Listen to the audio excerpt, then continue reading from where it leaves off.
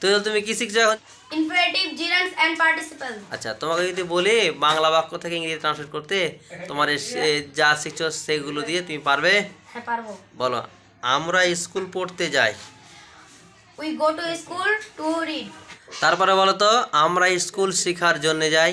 We go to school for learning. এখানে যে for learning বলেছো, এখানে লার্নিংটা কি অর্থে ব্যবহৃত হয়েছে? পার্টিসিপেল না জিরান না ইনফিনিটিভ? জিরান্ডস। বাহ। আচ্ছা, তারপরে বলো তো দেখি, আমাকে স্কুল পড়তে যেতে হয়। I am to go to school. আচ্ছা, টু গো এখানে কি এটা? ইনফিনিটিভ। তারপরে বলো, সাঁতার কাটা স্বাস্থ্যের জন্য ভালো।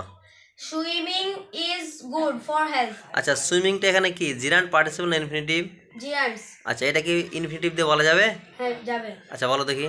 Two swim is good for health. তারপরে বলো তো দেখি, আমি তাকে কাঁদতে দেখেছিলাম। I saw him weeping. আচ্ছা, উইপিং এখানে কি অর্থে ব্যবহৃত হয়েছে? পার্টিসিপল। তারপরে বলো তো, দেখা হয় বিশ্বাস করা। Singh is believing. আচ্ছা, সিং এখানে কি? আমি বলবো না, আপনারা বলবেন।